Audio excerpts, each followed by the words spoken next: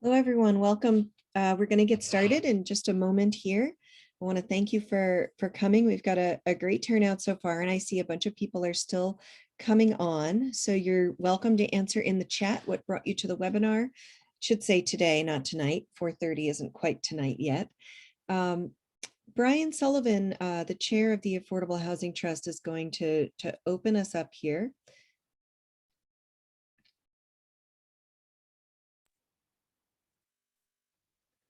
Thank you, Jen. Can you hear me okay, Jen? Yes. Great. As a preliminary matter, this is Brian Sullivan, the chair of the Nantucket Affordable Housing Trust. Permit me to confirm that all members and persons anticipated on the agenda are present and can hear me. Brooke Moore? I'm here. Penny Dye?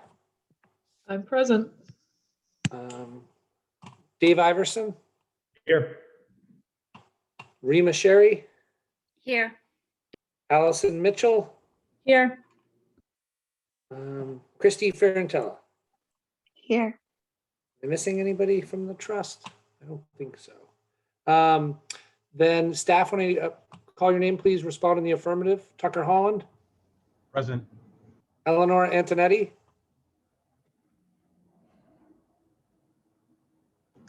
Eleanor cannot join today. Okay, great. Thank you, Tucker. And Ken Bogran? Ken is similar. Okay, thank you. This anticipated speakers are Jen Goldson, Barry Frankton. Do you have a list up for me? Yeah, you should be able to see it on the screen here. Katherine this? Katherine Dennison. Yeah, and Katherine will be helping with the chat behind the scenes in Okay. supporting role, as well as Barry. But the Great. three presenters are me, Tyler Jen Marin. Goldson, Yep. Tyler, and Tucker. Yeah. Okay, great. Thank you. This is an open meeting of the Affordable Housing Trust and is being conducted remotely, consistent with Governor Baker's executive order of March 12, 2020, due to the current state of emergency in the Commonwealth due to the outbreak of the COVID-19 virus. In order to mitigate the transmission of COVID-19, we have been advised and directed by the Commonwealth to suspend public gatherings, and as such, the governor's order suspends the requirement of the open meeting law to have all meetings in a publicly accessible physical location. Further, all members of public bodies are allowed and encouraged to participate remotely. The order, which you can find posted with the agenda and the materials for this meeting, allows public bodies to meet entirely remotely so long as is reasonable public access is afforded, so the public can follow along with the deliberations of the meeting. Ensuring public access does not ensure public participation unless such participation is required by law. This meeting will feature public comment to those members of the public that have joined via Zoom. For this meeting, the Nantucket Affordable Housing Trust is convening by video conference via the Zoom app as posted on the town's website, identifying how the public may join. Please note that the meeting is being recorded and that all attendees are participating by video conference. Accordingly, please be aware that other folks may be able to see you, and take care not to screen share your computer. Anything you broadcast may be captured by the recording. All supporting materials that have been provided to members of the body are available on the town's website unless otherwise noted, and the public is encouraged to follow along using the agenda. We'll turn to the first item on the agenda, and before we do so, permit me to cover the ground rules for effective, clear conduct of our business and ensure accurate meeting minutes. I will introduce Jen Goldson, turn the meeting to her, the webinar. She'll direct it. After she concludes her remarks, she'll open to the general public and some of the chat options. She'll invite everyone by name to provide any comments and questions.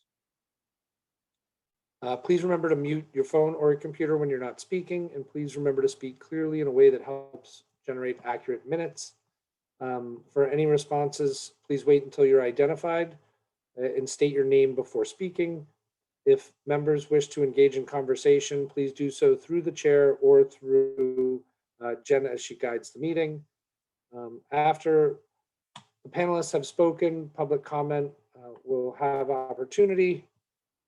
And I think that's it for this. We'll open the meeting. Look for a motion to open the meeting. So moved. That was And a second from Dave Iverson by roll. Christy Farantella. Aye. Penny Dye, Aye. Dave Iverson, Aye. Rima Sherry, Aye. Allison Mitchell, Aye. Brian Sullivan is an aye. Oh, and Brooke Moore.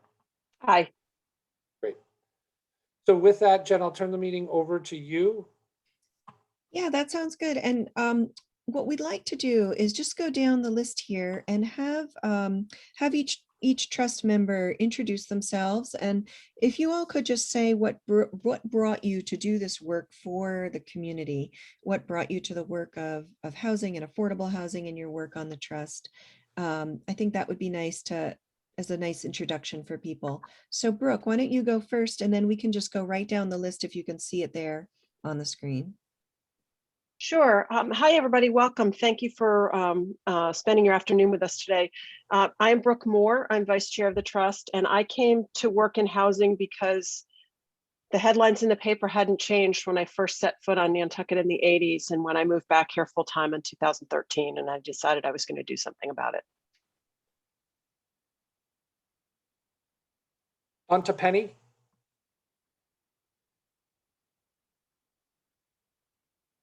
Penny may be away. Oh, there she is. No, I'm right here. I'm just getting my video going. Oh, the host stopped me. It says. Oh, sorry, Penny. That I was don't care about probably the me. video. I can talk. So my name is Penny Dye, and I have a long history of trying to work in the affordable housing arena. I'm a former board member of Housing Nantucket and Habitat for Humanity. I'm currently the governor's appointee to the Housing Authority, and as such have the opportunity to serve on the Affordable Housing Trust. And I'm grateful to be able to do this. Thank you. Great. Thank you, Penny. Okay, Christy?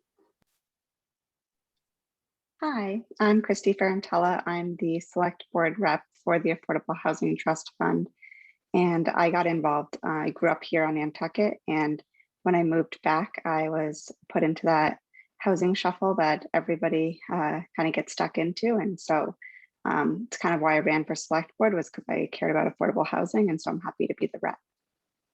Great. Thank you so much. David? Hi, David Iverson. I come to the Affordable Housing Trust Fund through the NPNEDC. I wanted to be part of the Affordable Housing Trust just for concerns about what lack of housing was doing to our community and losing valuable community members through lack of housing, and just a concern about the way we come upon affordable housing really is how we've gotten it, and how we are going to continue to get more units in the future. Thank you. Allison? Hi, I'm Allison Mitchell. I joined the Affordable Housing Trust last June. My primary intention was to join to help find workforce housing ownership opportunities. That's just kind of a personal drive of mine. But since I joined the trust, obviously I've learned a tremendous amount about what the trust does, what the trust can do, and what the trust is going to do moving forward. So I really love working with this group to solve the housing crisis and problems for all sorts of income levels. Great, thank you. And Tucker? Not an official trust member, but my family has a 40+ year history on the island. My parents started a business here back in the 70s that centers around the home, antiques and interior design. And I guess I fundamentally feel like there's nothing more beyond family. There's nothing more important than a safe place, a suitable place for anyone to call home. And so I've just been drawn to this work and feel privileged to work with the group of folks that is involved on this board. Thank you. Great, thank you. And if you could identify Rima. Oh, Rima, I'm so sorry. I didn't mean to skip over you. Yes, please go ahead. Hi, I'm Rima Sherry, and in 2015, I was a writer for a local website, and a lot of my friends were desperate for housing. It kind of came to another one of those peak crisis issues, so I wrote about it. And Ann Kuspa of Housing Nantucket contacted me and told me about the trust and said, you should join. So I did. And so it's been over 5 years, and we've really come a long way in that time. I'm proud to be a member. Thanks. Thank you. All right, I didn't miss anyone else, did I? Just me. Oh, Brian, that's right. Go ahead. So my name is Brian Sullivan. I'm currently the chair of the trust. I am the real estate agent appointee from the Board of Selectmen. It has been, I can't remember how many years. I'm going to look back to Tucker and Brooke and Rima. I think the group of us have the longest tenure, but it's at least 5-7 years at this point.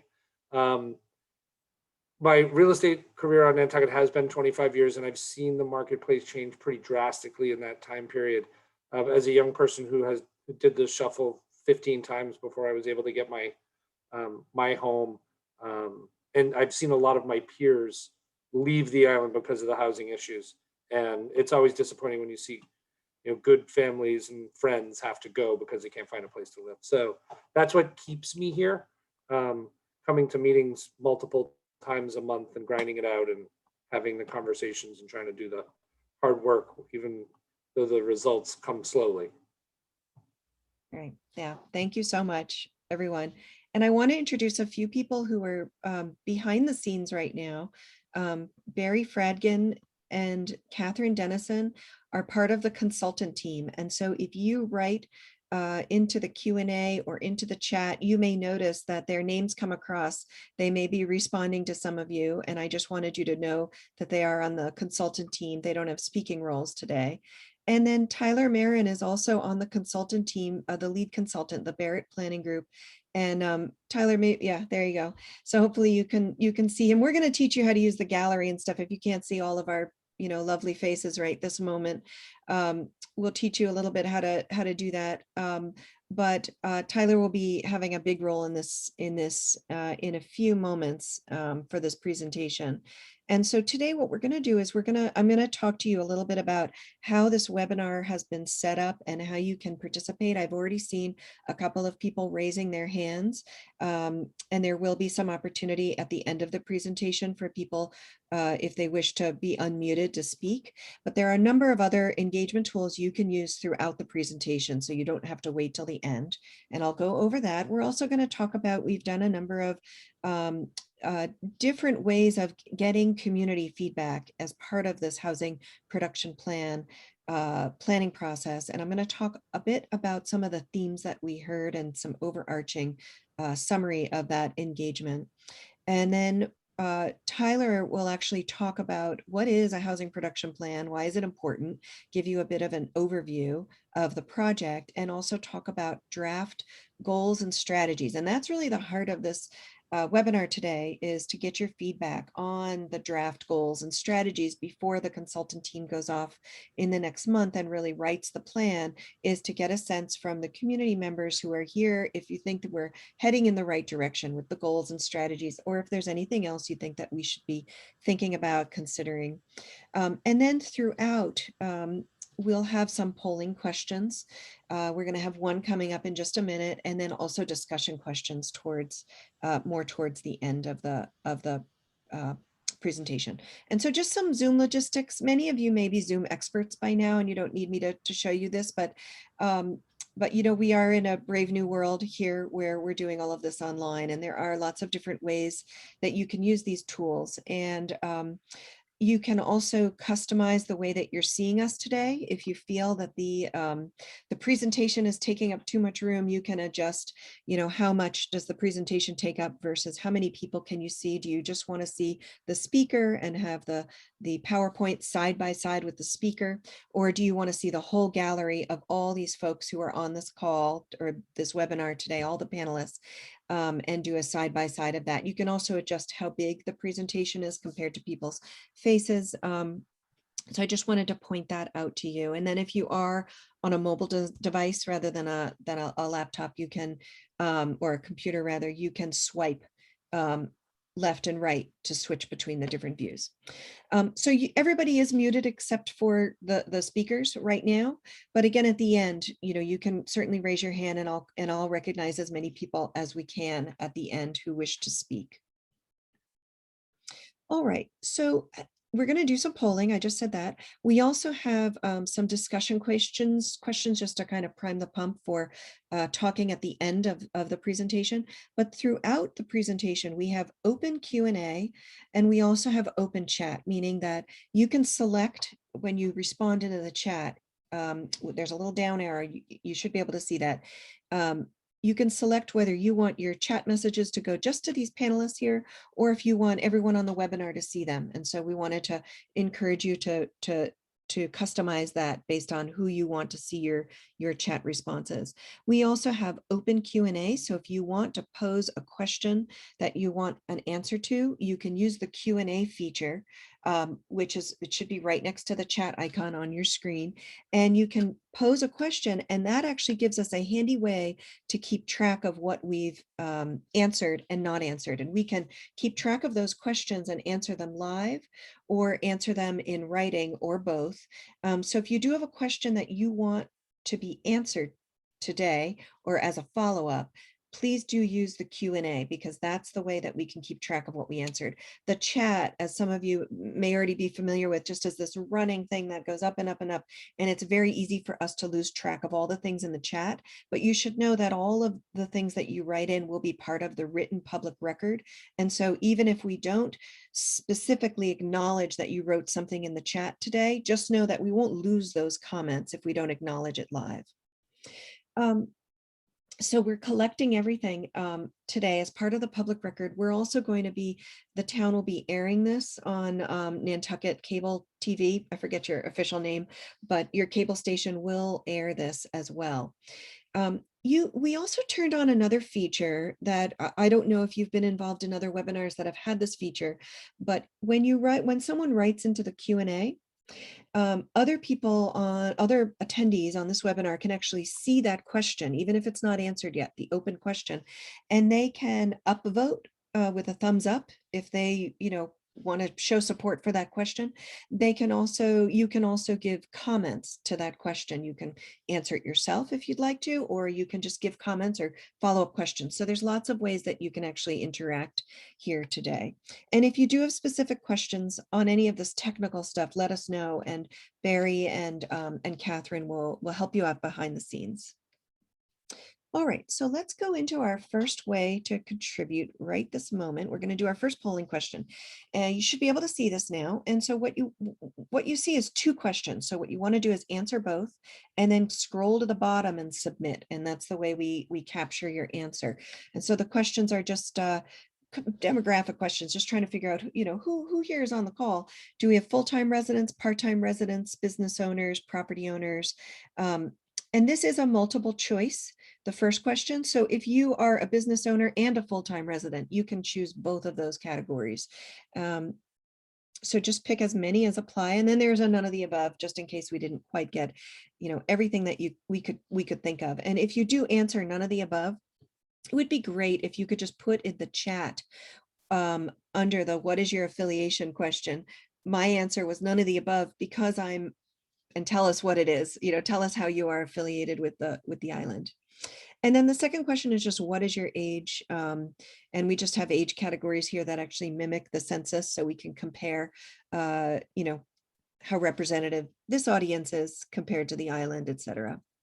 And I'm seeing that about 65% of people have voted. So I just want to make sure that you heard me when I said you need to go down to both questions, and then at the bottom you should see something that says submit.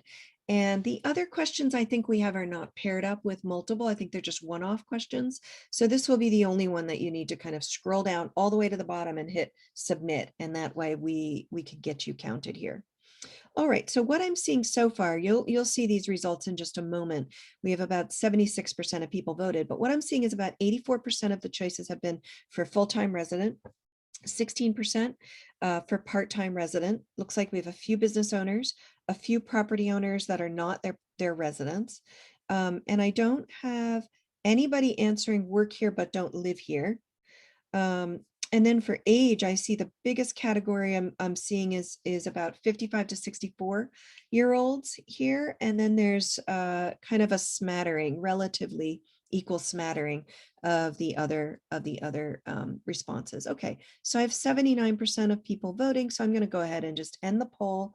And if for some reason you didn't get to participate, if I ended it too fast for you, or if you were having any technical problems with this, just put your answer in the chat and we can record that as part of the written responses. So you can see we have about 85% full-time residents here. And then, oh, I'm sorry, I wanted to share these results. There you go. You should be able to see them now. So 85% full-time residents, 15% part-time. We have about 38% in the 55 to 64 range. And then, like I said before, the smattering of other ages. All right, so let's move on. So really, when we do this kind of housing plan work, or really any kind of planning work, we're looking for a balance, right? So even though this is a housing focused plan, we recognize that we're planning within a context. And the question that we want to keep coming back to is, how should Nantucket both protect what makes this community authentic and sustainable, and also create housing options to serve local needs? So we don't think it's a one or the other. We think that you can find a balance, and if you find the right balance, you can really do both of these things. And what we want to keep asking you all on this call is, with the goals and the strategies that we'll present to you in a little bit, do you think the balance is the right balance? Can you think of other ways that, if you don't think it's or if there's anything that stands out to you as being out of balance with this question, do you have any other ideas to consider? But that's the question we keep coming back to in this kind of a planning project. And so when we went out and we did a number of different ways of collecting information from people in the community, we had the first webinar, which I think some of you already said in the initial chat about why you came here. Some of you have already been to that first webinar. Then we also did this online survey, which got a great response, as you can see here. And then we also did focus groups, where we had small groups of stakeholders with a variety of perspectives and experiences on the island to talk with us in a kind of a deeper way. And then we're doing the second webinar as well. And all of this kind of engagement is really above and beyond what's minimally required as part of a housing production plan. Really, all the housing production plan, all the state requires as a minimum is that at the end, when everything's drafted, you have a public hearing, or it's not even a public hearing. You don't have to have a specific public hearing where you advertise in that way. You really just have to have an open public meeting where the select board and the planning board consider the draft plan in open public session. So all of these engagement methods are really above and beyond the minimum. And I really applaud the town for going above and beyond and really trying to get as much community input as we're thinking about what to put in this plan, even before the plan is written.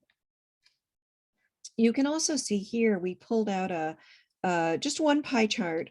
As part of the plan, there'll be appendices with all the detailed responses for the webinar, the survey, the focus groups, and the summaries for all of those. But we just pulled out one thing here. You can see the survey responses. This is how long have participants lived on the island? We asked a series of demographic questions. And so you can see here that there's actually quite a spread. It wasn't just all the over 30 years. There was a spread of, people answering less than 5 years, and then everything in between. And it's, a pretty good spread there. So we like to see that kind of data when we're looking at responses in that way. We want to see that we're covering many different perspectives. So some of the things, and again, we'll have these detailed summaries, but I just pulled out a few things that we heard, and we heard kind of repetitively throughout all of those different engagement methods. And so when we look at housing issues, people talk about housing insecurity for renters and families. You heard a couple of the trust members even saying we did the shuffle for many years, and that's part of why we, initially got concerned about this issue. Short-term rentals, limiting the housing stock. We heard a lot about this in particularly in the focus groups. Lack of options for moderate income residents. So not just for low income residents, but also for more moderate income residents and essential workers, and really across multiple income levels.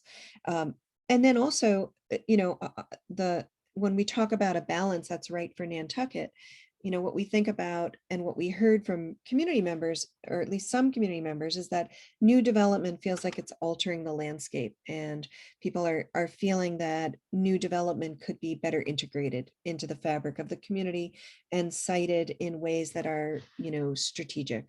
And so the other thing, of course, you are an island, limited land availability. You have a lot of beautiful, sensitive conservation land, natural resources, scenic vistas, and you certainly have limited land availability. The other thing we heard about are local impacts. So having overcrowded and unsafe living conditions when you have very expensive housing and a really limited housing stock. It's not uncommon, although I would say that on Nantucket it's worse than many other communities we've seen, where you do have, we don't have the data on this, but at least anecdotally, what we heard throughout the community engagement process is overcrowding, people kind of bunking up together, and potentially unsafe living conditions. We've also, I think none of this is going to be surprising, having both younger and older generations moving off the island, so losing members of your community. Challenge is also recruiting people to work on the island, so qualified teachers, firefighters, municipal staff, hospital workers. We heard all of those sort of local impacts of a very expensive and very limited housing stock. And then increasing strain on local infrastructure and services as well, with new development and thinking about strategic ways to incorporate new housing options. So we also ask about solutions when we run these, these various discussions with people. And so these were some solutions that people offered to us. And I think you'll see when Tyler goes through the various draft strategies, they're not even really draft strategies, they're more strategy ideas for your feedback.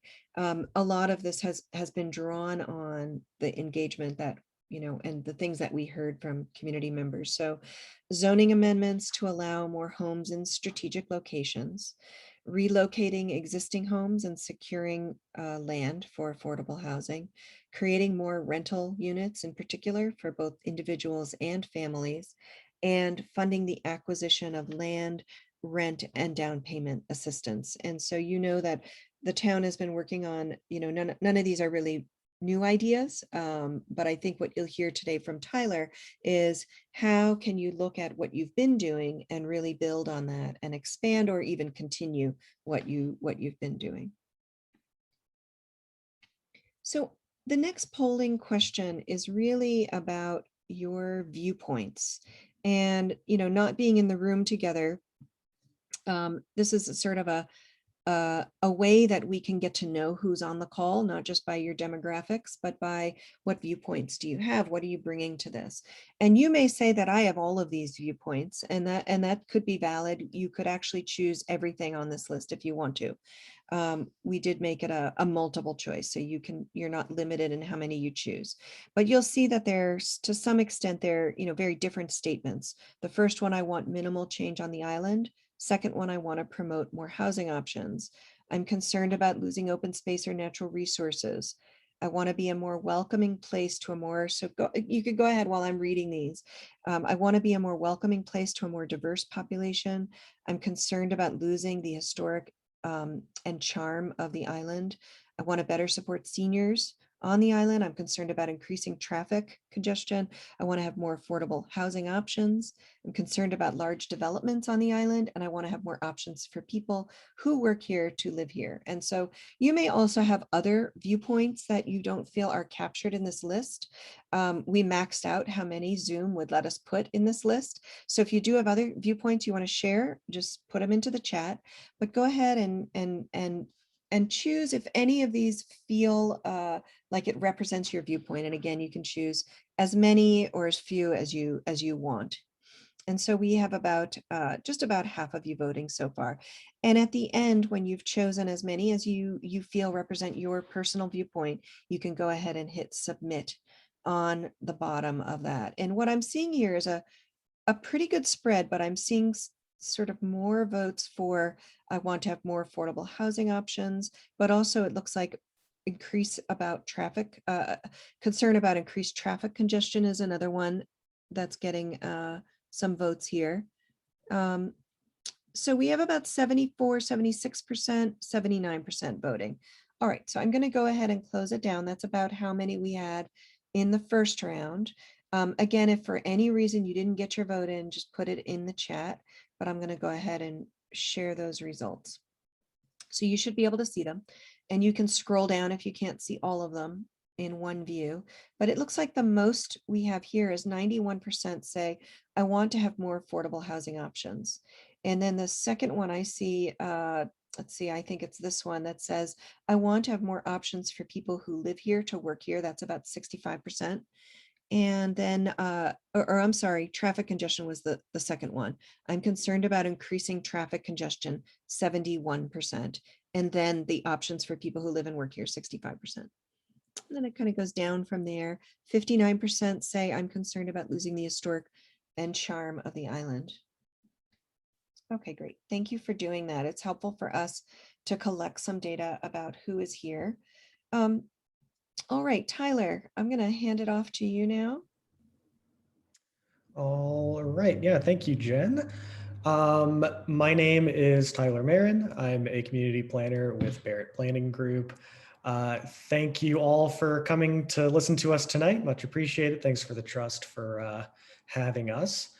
So I'm going to start off with, as Jen said earlier, just a quick overview of, what is an HPP, get on the same page about what we're talking about when we talk about affordable housing. If you were at the first webinar, this will seem a little familiar, just bear with me as I make sure we all have a common understanding of what we're talking about here. So what is affordable housing? So that really is a term that means a lot of different things to a lot of different people, depending on the context. In the context of a housing production plan, we're talking mostly about this specific state definition described under Chapter 40B, which is, a state law. I'll be explaining that a little more on the next slide. But essentially what it means is a unit of housing is affordable when it is protected by a long-term deed restriction to stay at a limit that is affordable for a household making 80% or below of the area median income, which is a yearly statistic determined by the Department of Housing and Urban Development, HUD. So Nantucket, I don't know if you've heard, is an island. So for you guys, the area median income is just Nantucket. They're not comparing you to like the Vineyard or the Cape or something. So area median income is the median income of the town and county of Nantucket. So there's a couple tables here sort of visualizing what that means. The one on sort of the bottom left here shows what 80% as well as some lower income threshold yearly incomes look like for families or households of various sizes. So how to read that, for example, a two-person household on Nantucket would be considered to be at 80% of the AMI if they're pulling in that 72,000 number there. And on the right, I've translated that to what that means for a monthly rent limit. So the way— Tyler, can I just interrupt? And I hope you do the same for me. I think And I think you said 2-person household. Oh, did I? Yeah, Yeah. in the moment couldn't remember. I just didn't if want said 2 to or 3. confuse Yeah. anybody. Okay. My apologies. Yes. So if the 2-person at 80% would be that 64, and the 3-person is that 72. Yeah. So in terms of unit size, how HUD determines that is they sort of make an assumption that a certain household size will be going after a certain number of bedrooms, and then they take a percentage of the income for that size family at that income level. So here at this chart, we see that at 80% affordability, which again is the threshold for the affordable definition, 80% and below, for Nantucket, for example, 1-bedroom unit to be affordable, the monthly rent could be no higher than $1,503 per month. So that gives you sort of an idea of what we're talking about. So in the next slide, I mentioned it earlier, Chapter 40B is, as it says here, the Commonwealth's Regional Planning Law. This is, it essentially gives each municipality in the state the responsibility of getting to a point where 10% of their total housing stock is affordable under the definitions we just talked about. And it's very important in a community like Nantucket to clarify that we're talking about year-round housing units. So not the total number of houses on Nantucket, but out of all of the households that live on the island year-round, the state wants 10% of those to be affordable by their definitions, which is again at 80% of the area median income, safe and quality housing, and protected by a long-term deed restriction. Needs all of those. And so under Chapter 40B, to encourage communities to get to that 10%, and the majority of communities in the state have not reached that, and Nantucket is in that boat. There's something called a comprehensive permit, which is where if a developer is coming in and wanting to build a project that includes, a certain threshold of affordable units, they can apply through sort of an expedited and simplified application process before the Zoning Board of Appeals. That is the titular comprehensive permit. And essentially it wraps all of the town approvals they would normally need into one single permit. And there's sort of a time limit on that. So it streamlines the process.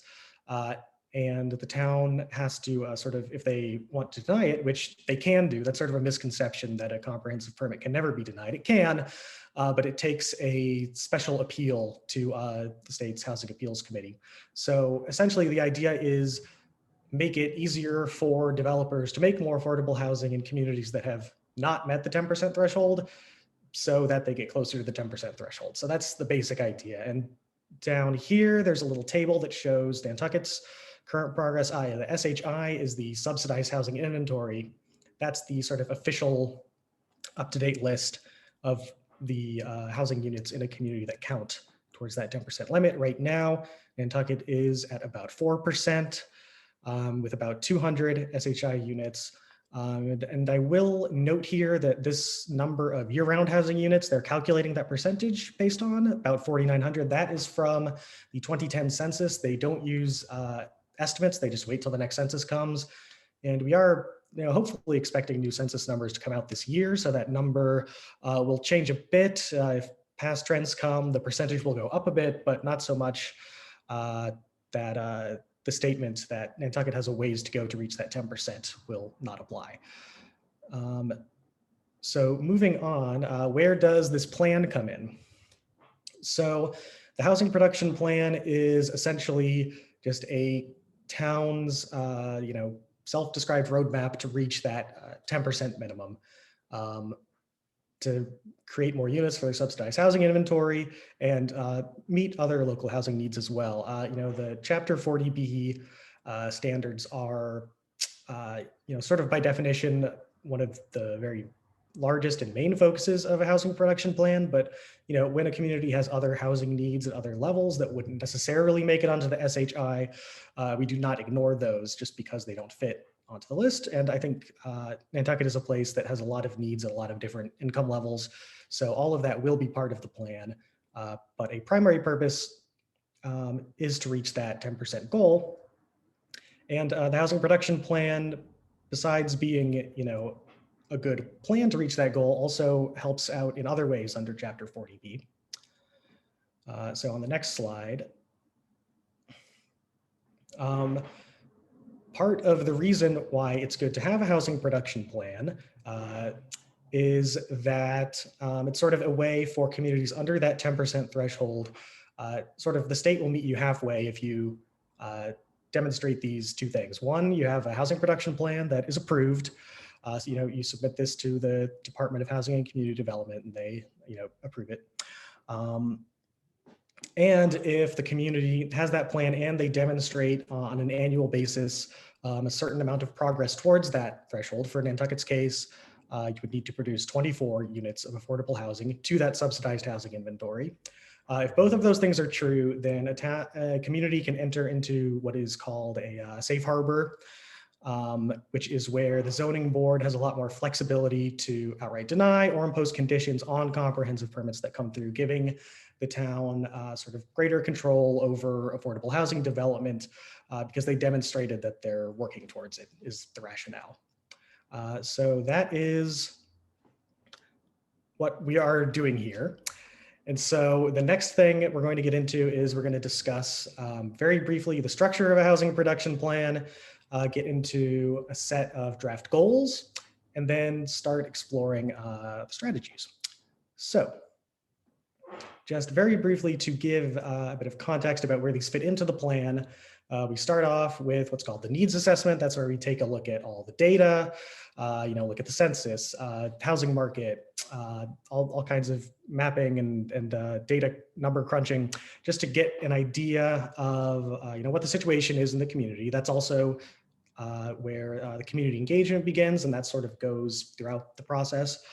And then from there, development constraints are part of it. That's a section that talks about things that control where and how certain affordable housing development might be able to occur. Those are things like zoning regulations or the presence of conservation areas. That's a relevant one for Nantucket. So things to keep in mind when you're developing housing, not to mess with. And then the goals come from that assessment. So you understand what's going on in the community. Then you start to formulate goals that essentially describe the community's needs. So that that could be to build a certain number of units. For example, a quantitative goal is that 24 annual units added to the SHI in order to get safe harbor status. So that comes from the needs assessment, looking at how many units are needed. And then strategies come from those goals, and they're sort of, how do we achieve those goals?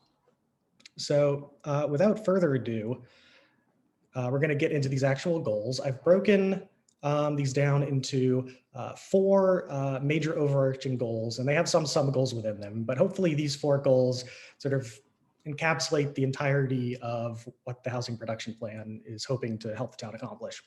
So this first goal is preserve, diversify, and expand the year-round housing stock. So that can include sub-goals such as increasing rental or increasing homeownership or increasing specialized type of housing like age-restricted. So that's about getting enough units and enough of the right kinds of units to meet Nantucket's needs. The next slide is about affordability. Goal number 2 is to increase focus on affordability and at all levels. So we talked about that 80% AMI threshold. That's a really important one. And so I'll talk a bit more about this later in specific strategies, but sort of focusing the tools that Nantucket already has towards affordability and also addressing different income levels, both above and below that 80% based on the community's need.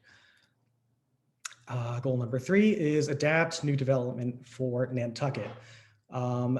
As Jen was talking about earlier, when she was summarizing the feedback, a lot of people are really concerned about the history and character and unique aspects of Nantucket. So this is a goal that contains within it a set of strategies that will adapt development to make sense in this unique place.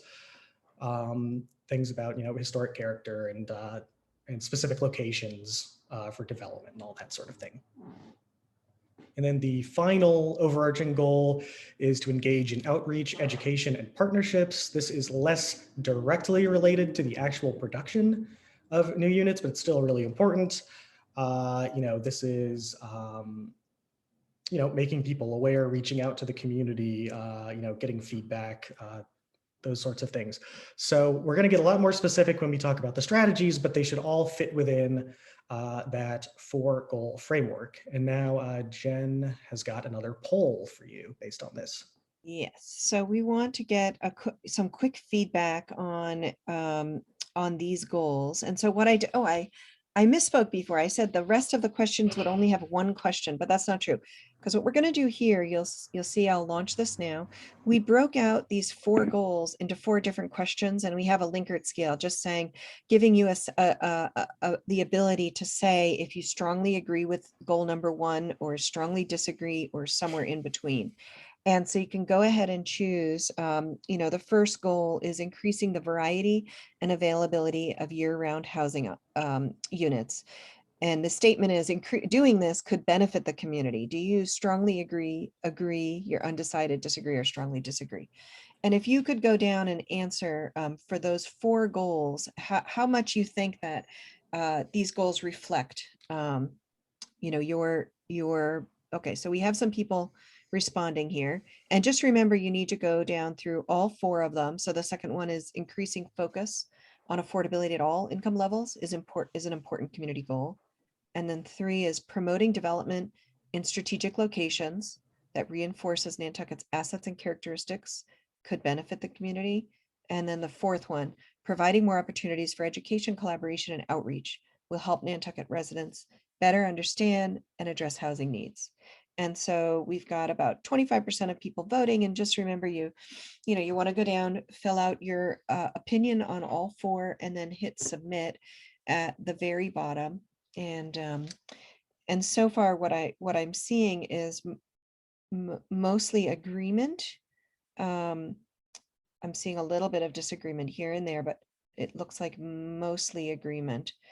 And I probably shouldn't tell you what I'm seeing because it might actually bias your response, but I want to say something to you while we're waiting for these things to come through. So hopefully you've already chosen your opinion, and what I say won't bias you in any way.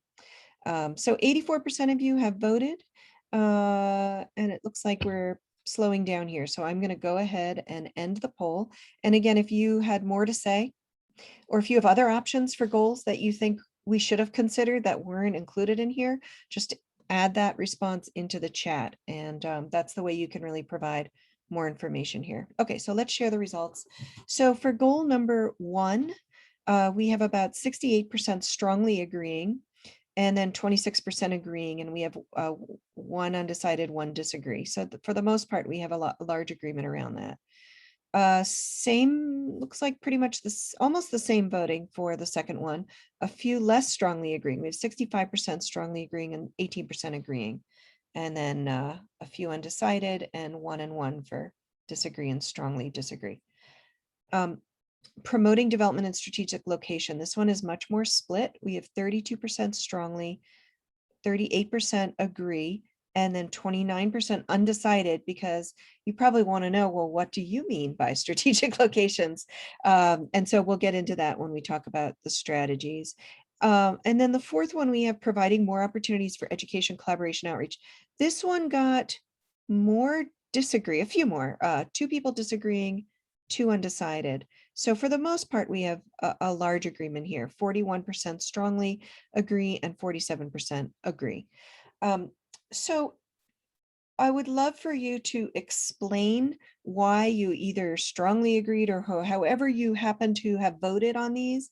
It would be helpful for us to understand why, your reasons for having these opinions for these different goals. So if you don't mind taking a little time in the chat now and just saying, why did you strongly agree or why did you strongly disagree with any of these? You don't necessarily have to answer the question for all 4, but if there's something that you feel most strongly about, and also again, if you think we missed something that was important that we didn't include, that would also be helpful to know. So I'm going to go ahead and stop the share here, and And I think what we should do, Tyler, I think we'll go back and look at all the stuff in the chat later, but why don't we just keep on going here with the, get into the strategies, because this is really where the meat of it is. And just so you know, we don't have a polling question on strategies because it gets so detailed, but we will provide a lot of opportunities for kind of more open discussion on the strategies. All right, go ahead, your turn again. Okay, thanks, Jen. So yes, we are going to go into some specific strategies. We've pulled 11 of them to talk about in more detail. There are more being considered, and I'll throw up a list of some of those other ones at the end, but these are just, what we have time for in a webinar to discuss in more detail. So just to give a little bit of context about how we think about these strategies, there are actually some requirements from the state about what kinds of strategies have to be in an HPP. You can add more, you can add as much appropriate material to an HPP as you want, but you need to have at least something on all of these. So numbers 2 and 4 are both about identifying specific sites. We will have a bit more detail on that. We have talked with the trust and town staff about some potential sites. Jen will have more on that later. I sort of grouped those together in italics. The others are identification of zoning districts or areas where you could modify current regulations. So there will definitely be some zoning talk later. Characteristics of proposed development, which is really broad, and that partially ties into goal number 3 about making sure development is appropriate for Nantucket. And then participation in regional collaborations, which is a little bit tricky for an island out at sea, but there is a history of some outside, more regional groups like the Cape Cod Housing Assistance Corp, for example, has worked on the island before. So there are some potential for that, although clearly that will not be as much of a focus as in some other communities. So the first 2 strategies we're going to discuss are those 2 that sort of relate to looking at individual properties. So after each one of these slides, I'll let Jen sort of talk about some of the properties that have come to our attention. But the first one, the first strategy I want to talk about is the so-called friendly 40B. So I talked about comprehensive permits earlier.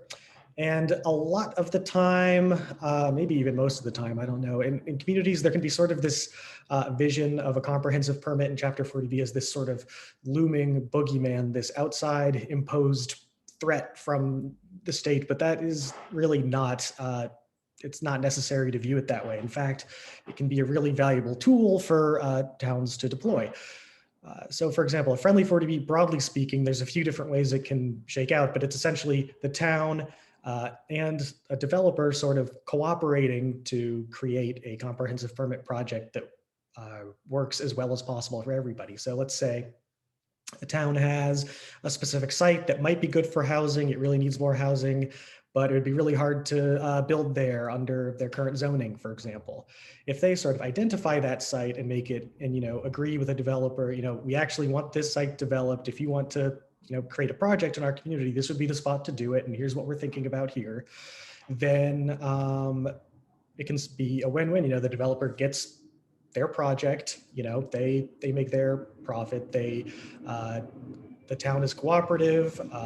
Sometimes there can be a contentious relationship with these comprehensive permits. In this case, there would not be. And then the town would get development in a place that works for the town that they might not otherwise have gotten it. So that's sort of the idea. And part of that is identifying specific sites in plans such as an HPP. So now I'm going to quickly turn it over to Jen again to talk about some sites. Yeah, that's great. Thanks, Tyler. And so this is always the risky part in our presentation, right? Because there's a lot of it's easily, there's a lot of confusion around why are we talking about private property? What control do we have over private property? And do these property owners even know we're talking about them? And so, when you're looking at doing a housing production plan, as Tyler said, the state actually requires us to look at, are there private, properties that the town would feel in general that these are could be appropriate places for housing development. Now that's a big statement, and there's so many shades of gray. And well, what kind of housing development, and how many units, and what does it look like, and what populations does it serve? And there's so many questions embedded in that kind of an exercise. And so what I want you to know is this is really sort of the first layer of looking at that. And so what we did was we, worked with focus group members, as well, or the folks who participate in the focus groups, as well as the trust and town staff, and tried to understand, are there private properties that potentially are, meet certain criteria, like are there larger sites that are, have infrastructure capacity that could potentially accommodate some amount of affordable housing or mixed income housing development. But none of, this doesn't give you any details, because we don't know, well, what kind of housing are we talking about? How many units? What does it look like? This is a very kind of early look at, okay, are these properties something, or are any of them? It doesn't even have a minimum for how many you need to put in the plan. The question really is, do any of these rise to the level of, okay, I could see some form of mixed income or affordable housing development on one or more of these sites, for under a friendly 40B type development. And so what we did here is we wanted to share with you some of the early thinking on this, and get your feedback on, do you think any of these sites make sense? Do you see some benefits to any of these sites being included in the plan? Do you have any concerns about any of the sites? Or are there other factors maybe that we aren't considering at this point that we should be aware of? And then the last question really for you would be, are there privately owned sites that you think we didn't capture in this list that should be considered? And so really we're putting this out to you, kind of sticking our necks out, saying, what do you think of this initial list? Are we on the right track with any of these? And are we missing anything here? And so you can see we just put in the addresses here. We have other information as well, in terms of ownership and zoning, and all of these are either are connected or have access to be connected to sewer and water. And none of them, from what we can tell, have any significant environmental constraints. But we have, these sites are labeled here on the map. So we have sites in town, Mid-Island, and near the airport. And you'll probably note, many of you may already know that 31 Fairgrounds is already in the works with Housing Nantucket, but the other sites I don't think are. And so you can see, and I'm not going to go through every single site here. I think that you can sort of see on the map. You're more familiar with the island than I am, but we're certainly happy to take questions about these sites if you have any. But I just wanted to really kind of unveil this to get your feedback, not to say that any of us are recommending that these are the absolute sites that should go in the plan, or even that it's all 6 sites. So really, we want your feedback on these. And you can start giving your feedback now, if you'd like, in the chat, or if you'd rather wait and see the rest of the presentation, we have other ideas for sites that are municipally and other publicly owned sites as well. And as you remember from Tyler's slide a few minutes ago, we're required as part of the housing production plan to not just identify privately owned sites that could be potential places for friendly 40B developments, but also municipally owned or other publicly owned sites. And so we're going to show you both. So you may want to just hold your opinion till you see the rest of this. But if you have some immediate reactions, I think you should go ahead and start putting them in, and we'll be looking at them along the way. Tyler, is there anything else you wanted to specifically say about the sites, or should we move on to the next one, which is the municipal property? Yeah, I think we can move along to strategy number 2. All right, great. Yeah, so similar to strategy number 1, this is also about identifying sites. And this is identifying existing municipal properties for the town to seek requests for proposals on to, or RFPs, to create affordable housing. And this is always one of the first strategies we'll put in a plan for a town, just because it is generally one of the easier things for a town to do because they own the land, they control what happens on it. There's no complex acquisitions or dealing with landowners. And so it's a good place to start. And so just like with the previous set, Jen is going to go over a few municipal properties that have the potential to be used for housing, and these can be redevelopment of existing buildings, totally new construction. Yeah, and I think Tucker's actually going to chime in a little bit here too.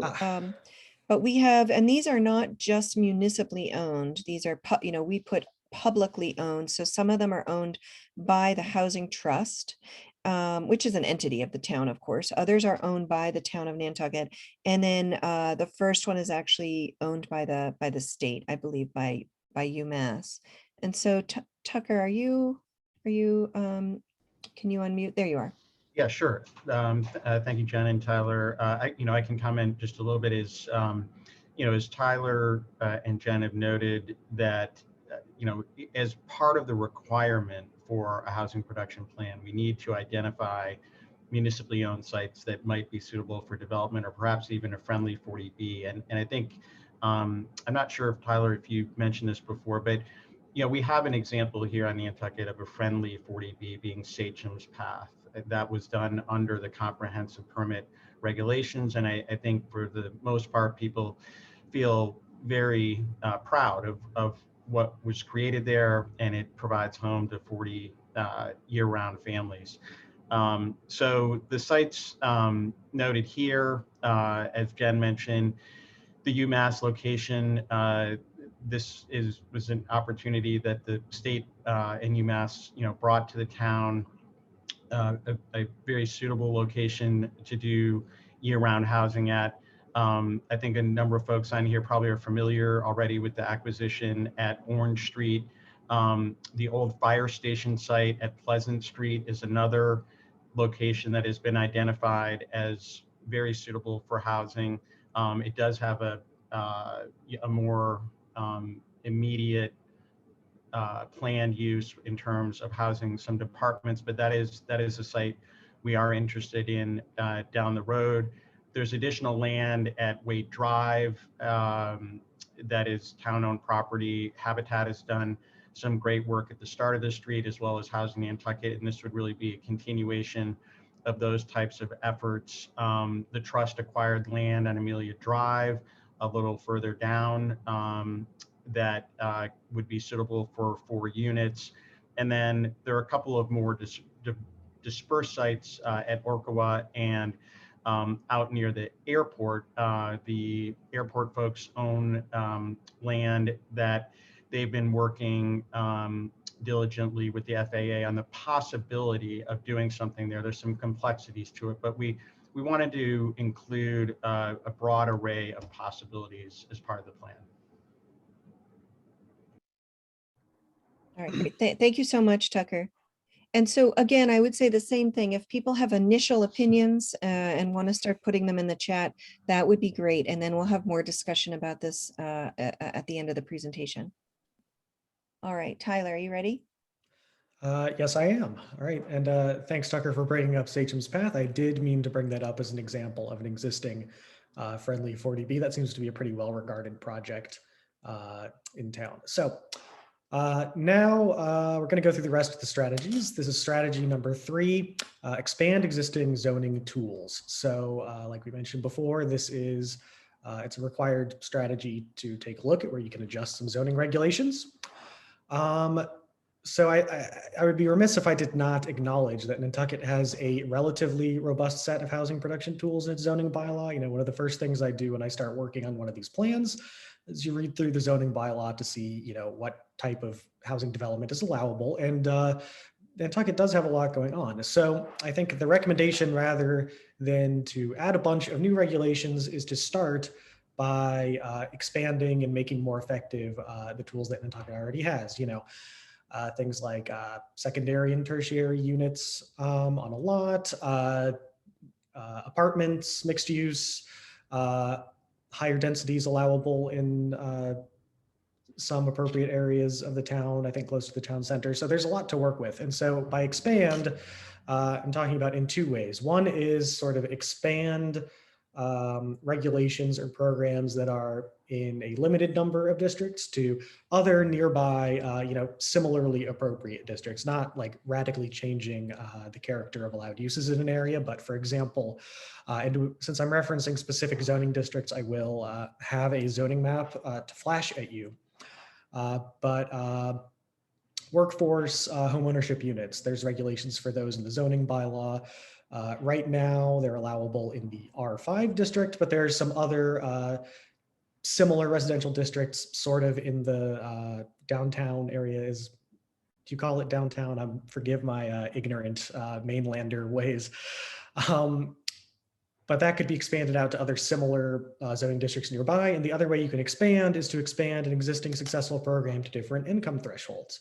So in Nantucket's current zoning bylaw, most of the regulations that involve setting affordability limits are at the 150% of AMI level, which is totally good. That's a legitimate need on the island. And I think programs like the Covenant Homes have done a great job of providing affordable homes for families under that framework. But I think especially in the context of this plan, really focusing more on 80%, even up to 100%, and even lower at say 50% AMI are also important. So you can take some of the same frameworks and programs and expand them to those other levels, where feasible.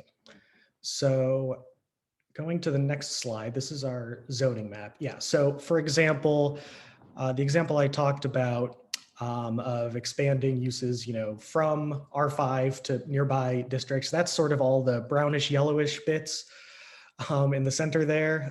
There's a little inset downtown. So, we're not talking about, spreading, the workforce housing all over the island, but sort of, gradually doing some minor expansions where it makes sense. So yeah, next slide. Okay, so this strategy sort of falls under the adapting development for Nantucket. And this is about different approaches to density and design based on the town and country areas. So I don't know how familiar the general public is with this sort of quirk of Nantucket zoning, but we'll flip back to this. But if we flip to the next slide, the entire island is actually divided into a town area and a country area.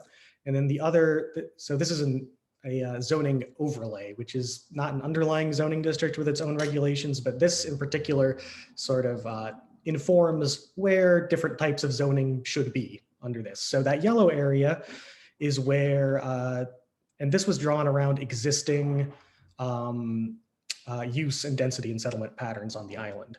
So that green area is for, like either preserved land or more of a village feel. And then the denser development, more commercial stuff, more higher intensity uses are focused in that yellow area. So if you'll notice, we can flip back to the previous slide. If you notice, a lot of the specific sites, and especially when we're talking about multifamily development, a lot of that is focused in that town overlay. And that's just because, that's where projects like that are viable due to, sewer and water doesn't extend too far out of there, and the zoning regulations that, in comparison with the country areas, sort of focus that development and density into those areas, on purpose. This was a purposeful planning decision made by the town some years back. So that does not mean, however, that that's the only place affordable housing should be. We want affordable options to be viable anywhere on the island, but the form that will take is going to have to be different. The same types of developments that are viable in the town area, it will not be viable in the country area. So this graphic is from a comprehensive plan from another resort community, Jackson, Wyoming, and they're sort of demonstrating a similar idea, is sort of a gradient of density and intensity of development, but with different types of development, different designs still going on in each. So what affordable housing might look like in the country overlay area could vary. Some ideas that we've sort of discussed are that rather than through zoning measures, it might be down to more incentives just because it's a smaller scale, like tax incentives. And maybe another potential idea is, workforce housing for example, one of the farms. Not saying that those two ideas in particular are like the first things we'd recommend, that those are just examples of the types of thinking that we want to do in the country area. Oh yes, and there's a second map here, open space. That's just showing another reason why larger scale development is not feasible outside of the town area, and that's because so much of it is permanently conserved. Which is great. Nantucket has a beautiful natural landscape, but like I said earlier when I briefly touched on constraints, it's just something you have to be aware of when you're planning for housing development. So strategy number 5, inclusionary zoning. So this is sort of a broad concept. Inclusionary zoning just in general refers to any zoning that requires or encourages affordable housing in a community, essentially. So an example of that would be, a regulation that, any project over, say, 20 units, and that can be any number of units, it could be 10, it could be 30. Any development over that number of units, all of them must, by default include, a quarter of their units at such and such affordability restrictions. So that is a way of, outside of, 40Bs or other specialized development, just any larger development. And it does tend to be multifamily or larger developments just because, depending on the market, but generally including affordable units is more feasible when there's more units total to offset the costs. But it essentially captures additional affordable units whenever an appropriately qualified development comes to town. And what exactly those regulations would be on Nantucket, I cannot quite tell you. I mean, that would require a lot of detailed market analysis to make sure it works and isn't completely, broken, like no one can develop on Nantucket or something because the threshold is too low, for example. And even if, large enough projects don't come to the island as often, when they do, it's good to capture those affordable units. Yes, so strategy number 6 is to expand rental opportunities. So we do want to, encourage the continued production of all types of housing, pretty much including homeownership, but I decided to highlight the need for a greater focus on rental opportunities for a few reasons. One, as you heard Jen say a little while back, that is some community feedback we get. And then also the data sort of bears that out as well. These are some graphs and tables from the needs assessment section of the housing production plan. To the left, you can see the total number of year-round units for homeownership and for rental households. Homeownership's on the top, there's more, and renters on the bottom, there's fewer. And so we can see that not only is there a relatively small proportion of rental units on Nantucket, in fact, even if you break it down by neighborhood to the areas with the highest concentration of rental units, it's still lower than the state average. But even when you look at it compared to the total number of ownership households, there's been some dips and valleys throughout the past decade or so shown on this graph. But the amount of rental households has been trending downward disproportionately compared to the owner households, which are estimated to even have had a slight bump recently. So that's one thing that speaks to the demand. And then this other table here shows essentially the key takeaway from this chart. It shows renter households based on what percentage of their total yearly income they're spending on housing costs. And HUD considers anyone paying more than 30% of their total income on housing costs. And for renters, that would primarily be rent and utilities. Someone spending more than 30% is considered housing cost burden. You want to avoid that. And it's a little difficult to see on this chart, but the majority of renter households on Nantucket are considered to be paying too much for their housing costs. So that's a function of a lot of things, but one of them is definitely supply. So this shows just the need for a greater supply of smaller, cheaper units, which is a niche that rentals can fill well. So that's strategy number 6. Strategy number 7. This is another one where we're sort of talking about the character and the appropriateness of development for the island. So not all of you may know this, but the entire town, the entire island is designated as a historic district. So that means, new construction is subject to design review by the Historic District Commission. They have their own big book of design regulations. And the way this can play into affordable housing is, especially for some larger projects like multifamily, mixed use, more intensive than just 1 or 2 homes on a lot, it would be beneficial to have a really clear set of standards for developing those in a way that makes sense with the character and scale of Nantucket's neighborhoods. So that not only, streamlines the application process, makes it more predictable, but also results in developments that are a lot more palatable to the community. And I think that, within reason, it's not like anything goes, but generally the number of units is oftentimes not really the problem with a lot of these developments.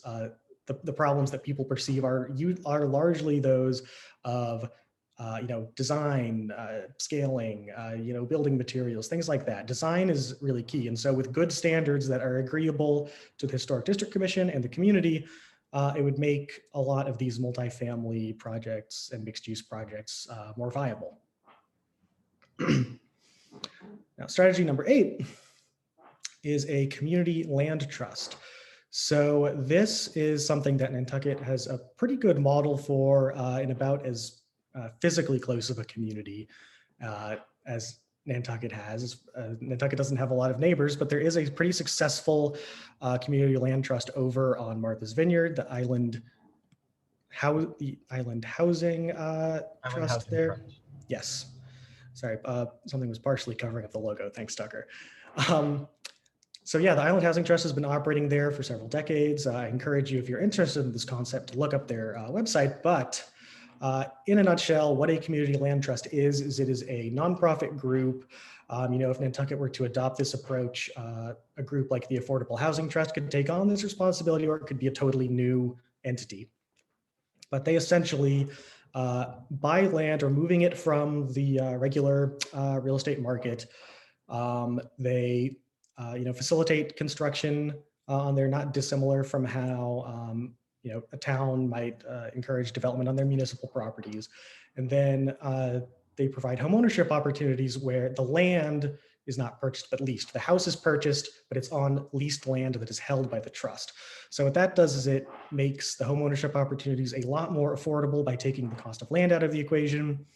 It allows this nonprofit group to control the affordability of the properties in perpetuity, because they own it. And so this is really helpful in communities like Nantucket with a really high-end, high-cost, active real estate market that an average community member might not be able to afford to buy a plot of land, but by a nonprofit entity sort of saving that land, putting it in its own little bubble for affordable housing development. They can create affordable housing opportunities that the market would not in that location. So again, the Island Housing Trust is a good example of someone doing that in a nearby community. So strategy number 9 is meant to address a pretty serious housing issue that Nantucket faces, and that is sort of the overcrowding, room rental situation that Jen sort of alluded to earlier, that came up in a lot of interviews with regular community members and community stakeholders. And it's, there's safety and health and, potential exploitation by landlord issues that go into these things. And so one solution that is being done elsewhere in the state, the problem they're trying to solve is if you try to come in and, enforce, enforcing these properties and, kick everyone out, then those are people who, they were there because that's the only place they can afford to be. And if you sort of say, no, this isn't safe, which it isn't in some cases, but you sort of kick them out. So it's sort of a no-win situation for enforcement. So what some communities have done is sort of formalize, recognize these sort of room rentals, and then when you send in someone for enforcement to bring it up to code, for example, you go into one of these rooms and you're not, kicking a family out, you're making sure that they are living in a safe unit and that they can go to the town for recourse if they're having housing issues. So, I think the demand for these single room rentals is sort of indicative of the larger housing issues faced by the island. And maybe, if progress is made in other areas of affordable housing, people will not be as driven to seek them out. But I think in the interim, making sure that these are safe, recognized units the town, has more control over and awareness of could be an important strategy going forward.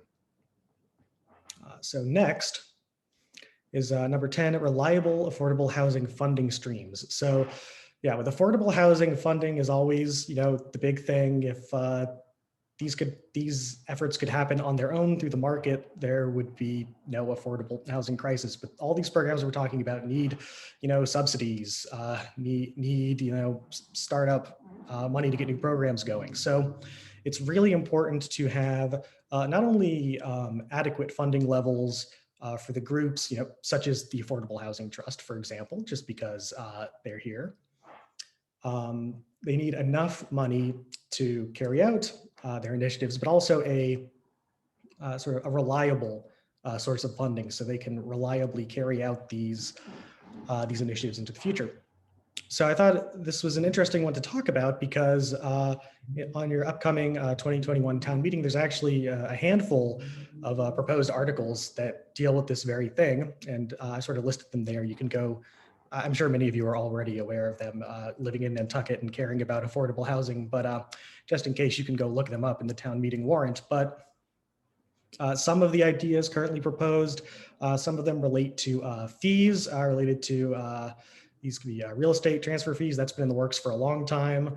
Long, complicated history with that I won't go into, but it's similar to how the land bank works now. Fees from any short-term rental regulations that may be introduced in the future. And just one of these is an annual budget allocation too. So the funding is always just such a key part of these. These can't work without the proper funding.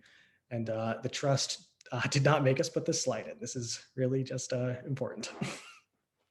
And the final strategy I'm going to talk to you about, thank you for your patience in listening to me talk for so long, much appreciated, is has to do with that goal number 4. This is public outreach initiatives, and I've sort of picked up on 2 threads of this to talk about. One is sort of to outreach to underrepresented and marginalized communities. One way to do that is to make materials related to housing, and I suppose all town materials, but specifically we're talking about housing now, available in multiple languages. Spanish and Portuguese are some of the most significant in terms of number of speakers, but there's plenty of other languages on the island. It's a diverse place, but those would be a good starting point. Just to spread more awareness of what affordable housing initiatives exist, gauge need and interest in new initiatives, and to make people aware of their rights as it relates to housing and what options are available to them.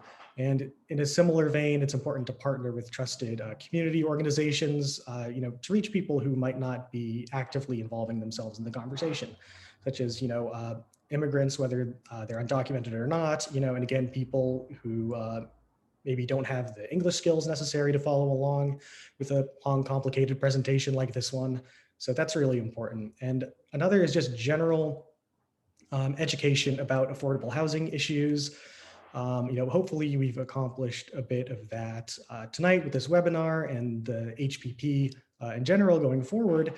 Just, to dispelling myths and stereotypes about what affordable housing looks like, how it's built, who it serves, things like that, and this is important both for people who might need affordable housing, being aware of what's available and how to do it, and also just for general Nantucket town meeting voters, just to understand, a new initiative if it's proposed. So outreach and education are super crucial parts of this moving forward. And like I said, a really long time ago, it feels like these are just some other strategies we're considering. Those 11 were not the only ones. I'm just going to put them up here. You can read them if there was something that you saw that was missing in those 11, maybe it's here. And if it's not in either of those places, please feel free to let us know in the chat. But yeah, with that, that's my section on goals and strategies wrapped up. Thank you again so much for listening. I hope you found that interesting and enlightening.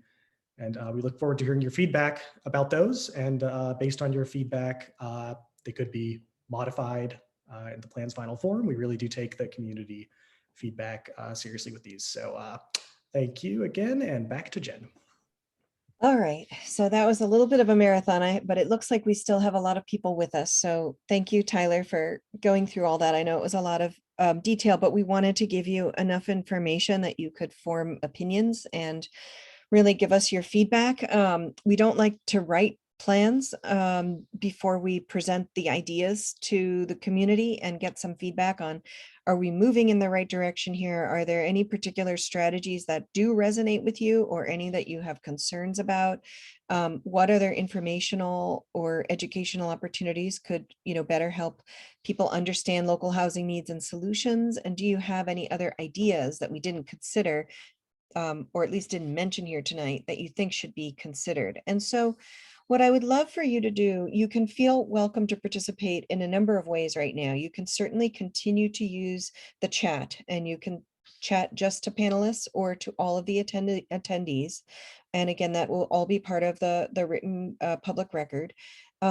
We did list the strategies just as a little cheat sheet here, the 11 that Tyler went over in some detail, just to kind of help you remember them as you go back and give us your opinions. The second way that you can participate now is I'd like to open this up for people to go ahead and raise their hand. And I'm going to ask Barry and Katherine to help me so I don't miss anybody. But if anybody wants to raise their hand, I would be happy to unmute participants who would like to offer any verbal opinions about the strategies.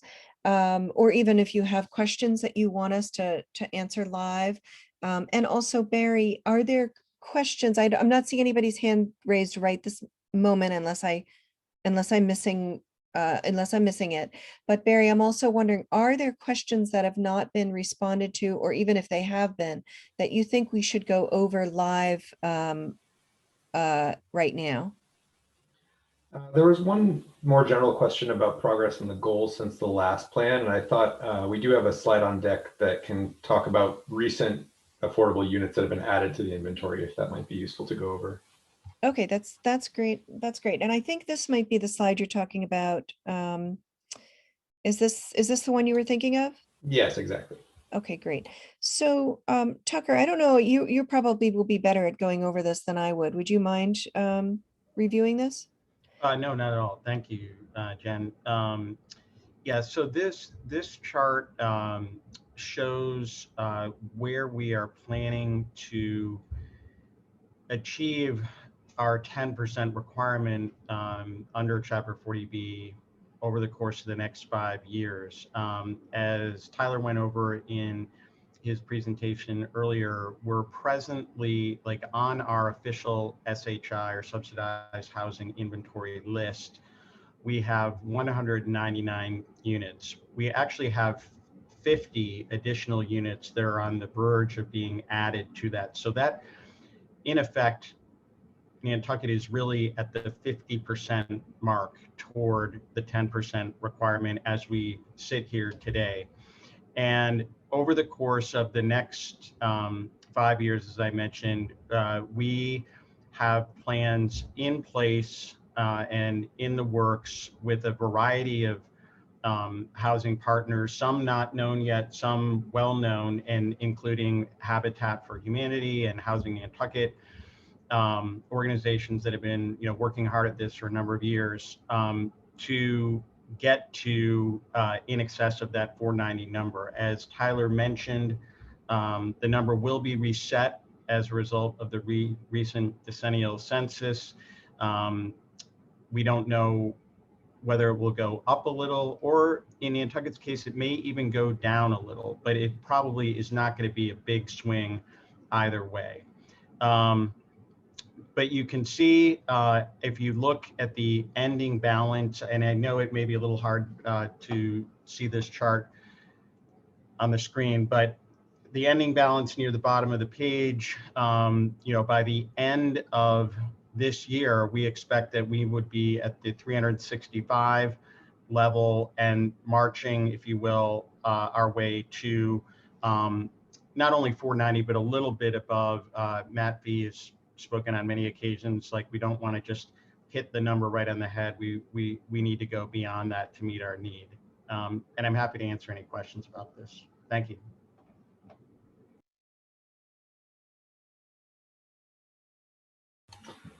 Jen, I'll mention there's a couple questions related to carrying capacity and also how does the HPP tie into the build out analysis?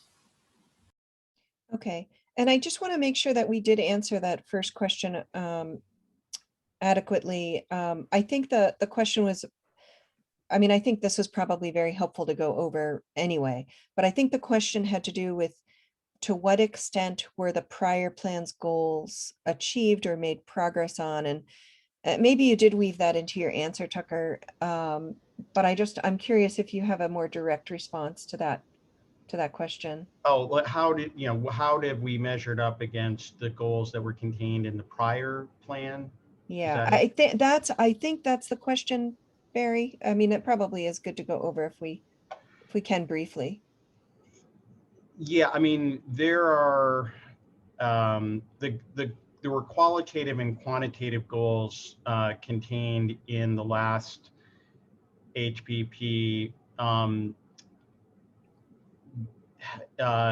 talking about increasing the variety of mixed income housing choices in Nantucket, particularly in commercial centers, plan affordable housing to incorporate sustainable building practices, some numeric targets. I mean, it would take a little time to go over the answer in detail. In general, we've made progress against all of those goals. Some we've hit, some we haven't.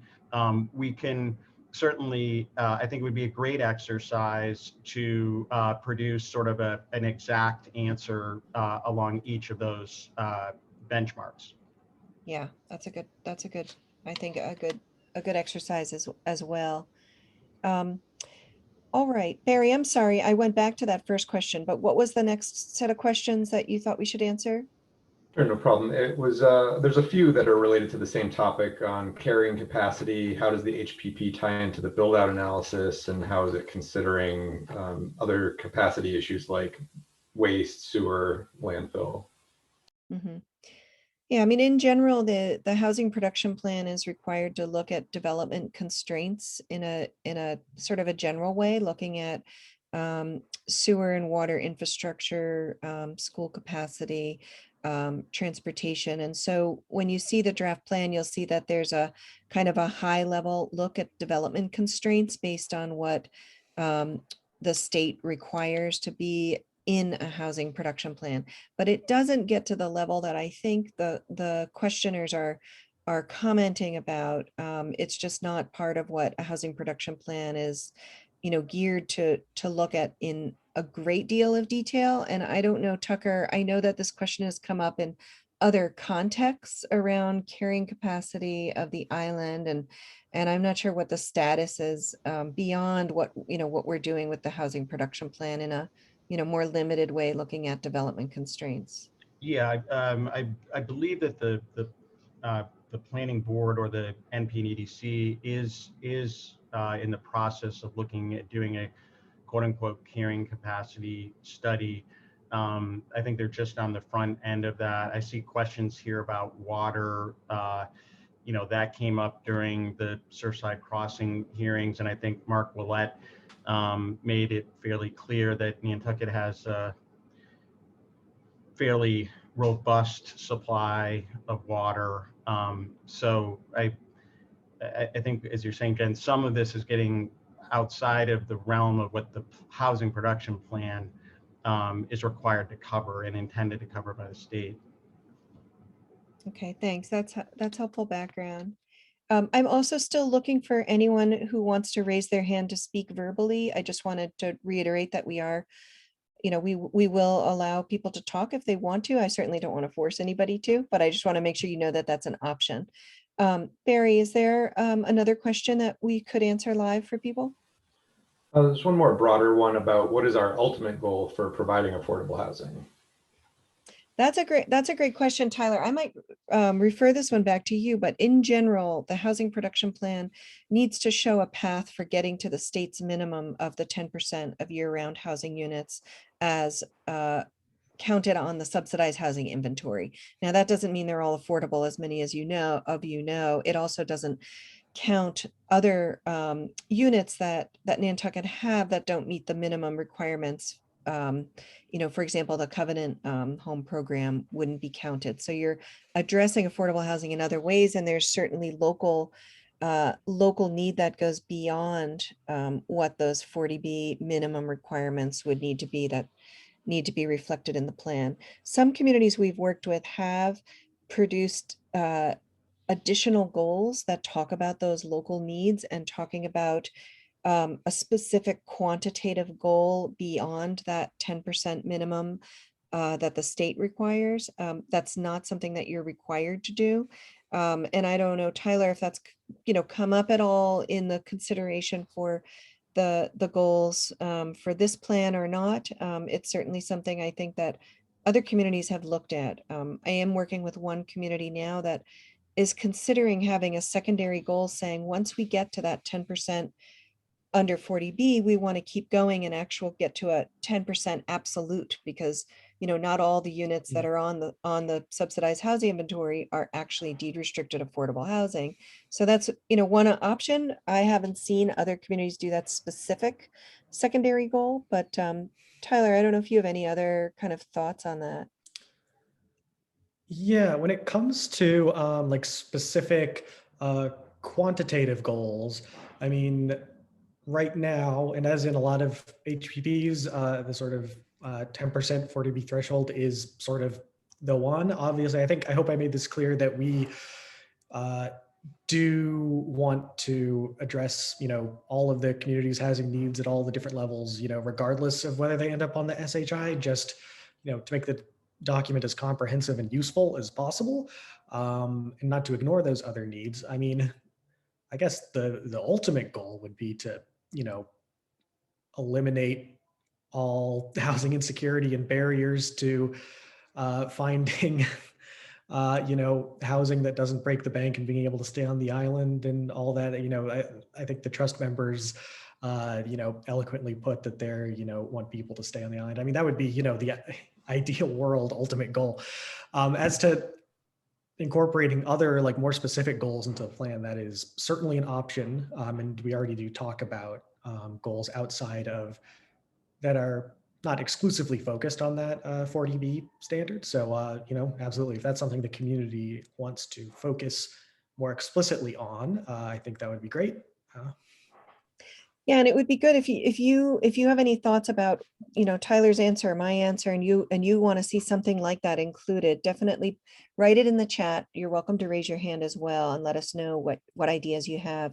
I do see someone who's raising their hand. So Matt Heffenreffer, I'm going to allow you to talk here, and you should be able to talk. So please do introduce yourself, and happy to take questions or comments. Thanks, Jen. My name is Matt Heffenreffer. I'm thinking about all the strategies you guys have raised. So I'm thinking that not only do they have different dependencies and different either barriers to getting them done or require different sort of partnerships. And on some of them, there's probably clear changes or outcomes that could be had if we pull off any of those strategies. But so many of them are interrelated. Do you have any sense of, or in this plan, will you put together, if we're able to link this and this and this, strategy 2, 4, and 6, this would have this impact? Because none of these things stand alone very well. They're all so interrelated. It feels like there's a little bit of a recommendation as to, if we achieve this strategy, it will get us to this step. That might prevent another thing from happening. And if we can pair, strategy 4 with 8, then it might increase the efficiency of this. And that also, as when you create that roadmap, it creates an opportunity to show the different either entities or stakeholders on the island who has to come to the table together to reach the goal. And I feel like if we make that more public and get agreement on that ahead of time, it can help show who has to show up and agree ahead of time, so that it can't get stuck at the end once we've committed to a strategy that's limited without a paired strategy. Less a question, more of just a thought that hopefully is something that you can pursue within the realm of this plan. Yeah, Matt, really thoughtful observation. And, sometimes we talk about, and Tyler, I'm going to put you on this one too, but sometimes we talk about, strategies as a package of ideas, and they all sort of work together. And if you do one, it sort of goes along with other things.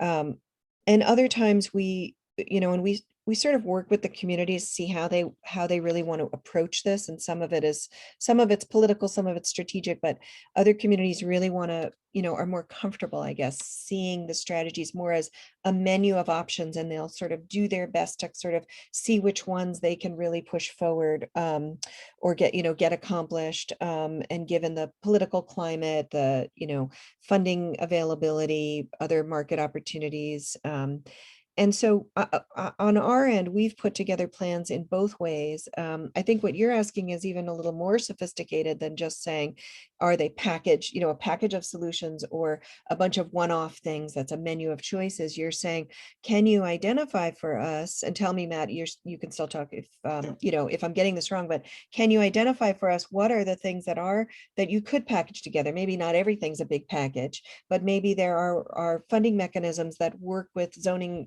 zoning tools or other tools that we're talking about in here. And Tyler, I wonder if you have any thoughts about that as well. And Matt, interrupt me if you think I didn't represent what you said, well, No, or if you want to add.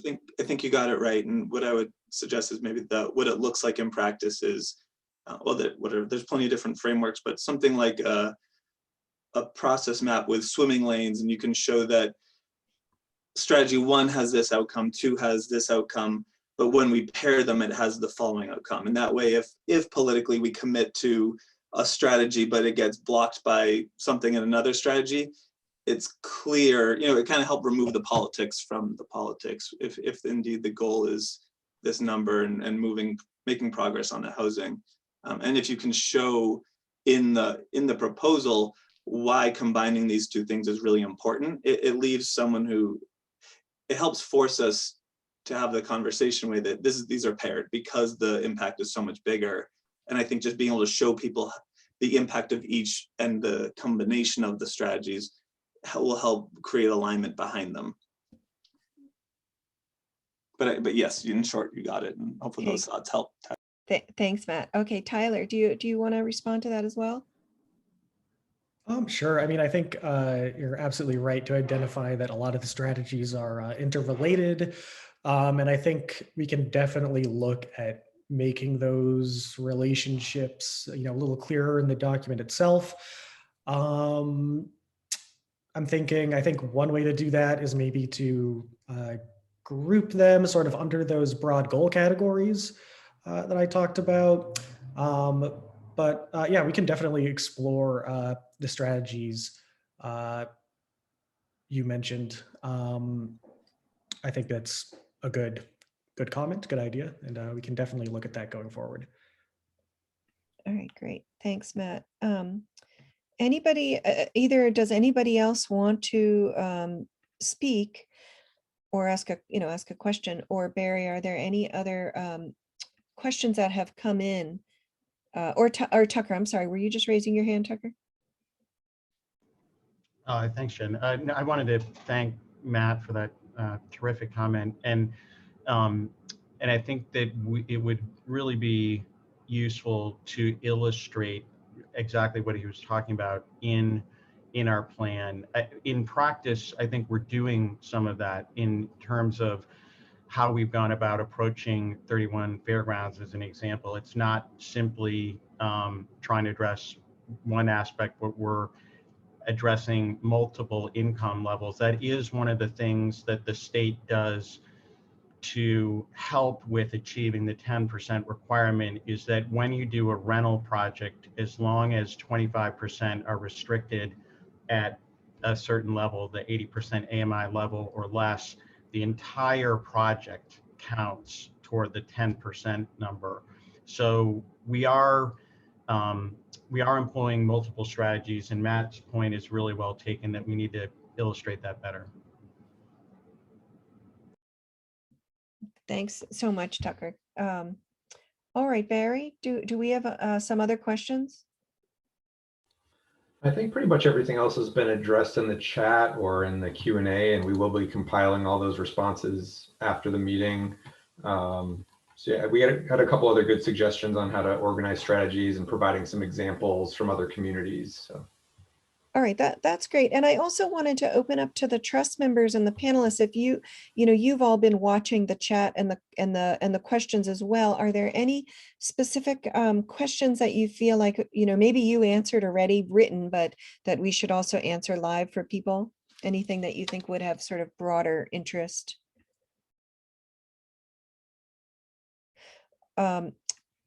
And then the other thing, I think we're winding down, it sounds like, but the other thing I'd offer to trust members, are there any kind of observations or closing words that you would want to offer before we kind of close out here, and I'll go over next steps in a moment before we truly close out. But anybody, I can't see everybody, so you can just unmute and speak up. And I see we do have one more raised hand, so Tobias, I'll take you in a moment. Any trust members want to offer any words? Brooke. Yeah, hi. I've been in the chat having a conversation with someone, and I really wanted to focus attention to the fact that development is happening on Nantucket, both at the market and on the affordable housing arena as well. And our island is growing, development is happening, and people are living here to work here to take care of the growth that's happened. And that's really primarily our goal, is to make sure people are properly housed and can live here and we can have a healthy community. And I think that we are focusing a lot on using existing zoning to do our affordable housing development. So I'd like to clarify that a project like 31 Fairgrounds Road is affordable housing on a property that would have been developed potentially in a different way and would have maybe put up 21 or 22 seasonal dwellings in primary and secondary dwellings. And what this investment in the community has done is made sure that those 22 units that will be developed will be in perpetuity available only to people who live here year round. And I think it's really important for the community to understand that affordable housing development isn't necessarily more than would be allowed under current zoning. It's just being set aside for year-rounders at different levels of affordability within the existing zoning. And I think that was just an important point to make. Thanks. Yeah, really important point to make. Thank you, Brooke. I'm going to call on Tobias in a second, but I did offer the other trust members, and I just can't see you all. So if there's anyone else who wants to offer any observations about some of the things they've been seeing in the chat or answer any of the questions live, I just wanted to give you the opportunity to do that. Okay, I'm not seeing or hearing anybody. So I'm going to go ahead, Tobias, and I'm going to go ahead and unmute you. So you should be able to talk now. Great. Thank you, Jen, and thank you everyone for hosting this. I just had two specific comments I just wanted to have on the record. One is, I think it's very important to look at kind of the zoning policies we have in place, allowing secondary dwellings and the restrictions around those secondary dwellings. I think it's very fascinating when we look back at 2010 and we say, all right, we had about 4,800 residents, And currently we've got about 2,200 folks collecting the residential exemption on their taxes. So it seems to me that there's been a significant reduction in the amount of year-round homes collecting that residential exemption. And so I think it's very important that any sort of zoning changes that are happening, even under current zoning, there's a real strong emphasis on home ownership. In the 2012 and 2016 housing production plan, it really outlined how home ownership was a little bit higher on Nantucket than other communities. I think that's very important, something I think the Affordable Housing Trust Fund and the community has done some good work kind of focusing on rental units because they're cheaper to produce, but strategies around home ownership really contribute to maintaining a good community. And then lastly, I would really encourage the housing production plan to really emphasize or at least highlight the changes to our housing stock that have taken place since 2012. I'd really like to see, or I think it's really helpful for our community to see how our housing stock changes between seasonal, short-term rentals, year-round rentals. I think that those pieces weren't very well identified in the last production plans and provide a more useful background for us to make decisions about how we govern our community to really contribute to having a sustainable, lasting community. I was really impressed, Jen and Tyler, with some of your comments and your background talking about preservation and sustainability and, the sense of community. And as an 8th generationer Nantucketer, I feel like that is something that's just so fundamentally important to this process, that sense of community. And I definitely have heard from a number of folks over the last few years that sense of community is really being lost. And it has a significant piece to do with the amount of money and time people have to spend on housing. So I think, Nantucket has never talked about, rent control, and is something that other communities have engaged with. And I think there's a really good argument when the last housing production plan really lays out quite clearly that, over 50% of our renters are heavily burdened. That is appalling and astonishing to have that level of burden for folks renting. It really puts people in a cycle of hardship and does not allow people to thrive and be members of the community. So I'd really like to see in the production plan some emphasis on how do you reduce the burden on the rents that already exist. So thank you. So those comments were a little long, but thank you. No, that's great. Thank you, Tobias. I appreciate that. All right. Okay, I'm going to go ahead and mute you. I don't see any other hands. This is kind of the last call at this point, and then I'm going to go over next steps. Okay, I'm not seeing any other hands, so I'm going to go ahead and actually go back to this slide. So tonight, or tonight's webinar rather, this afternoon, I don't know why I kept calling it tonight. Today's webinar, we're going to essentially look at all of the comments that came in very carefully, the written comments, as well as these, verbal comments. We're recording this whole program as well. And we're going to be creating a written summary of everything we heard. I believe this will be aired, and Tucker, tell me if I'm misspeaking, but I believe it will be aired on cable, on your local cable station. Some point soon, we're going to be getting a recording over to the cable station. Is that right? They'll put it up on the town YouTube channel. Okay, that's great. That's great. And then and I think that it would be great if other people who are watching this as a recording, if you also have comments that you want to give us. I don't know when exactly it will be aired, but within the next couple of weeks, I would say by mid-April, if it's possible to get comments to us. And I think the best way to get us comments is to just email either Tucker, and I'm gonna maybe Tucker ask you to just say your email out loud.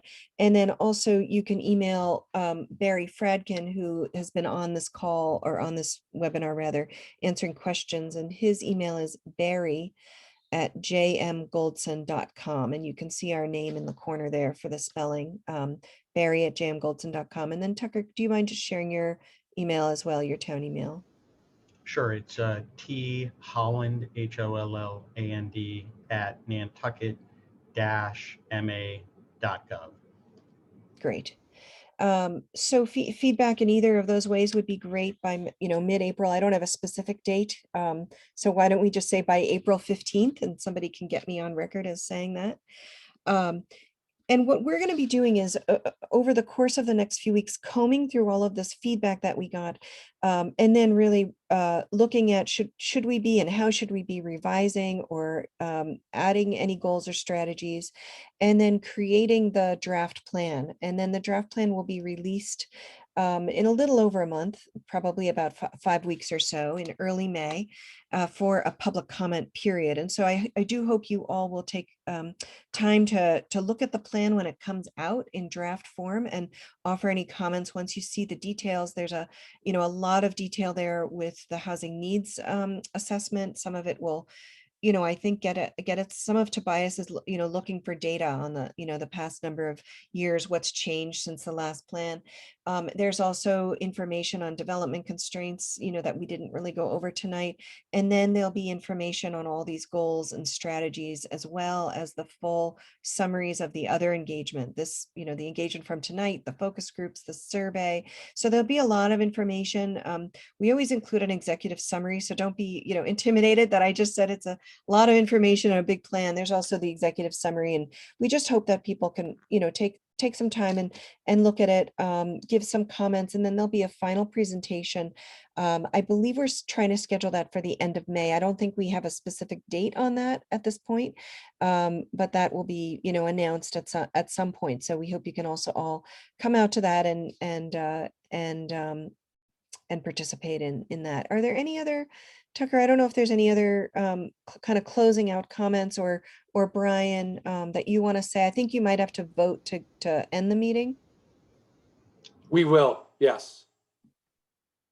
I just wanted to thank everyone who showed up today to participate. Your comments and interest are, greatly appreciated and incredibly helpful to this process. And I also wanted to thank the trust members and Jen and Tyler and Barry and your teams for all of the work that you have put into this thus far and will continue to be putting into this process. It's incredibly important to Nantucket, and we greatly appreciate it. Thank you, Tucker. I appreciate all the thanks that you just passed out, and I agree. And I do.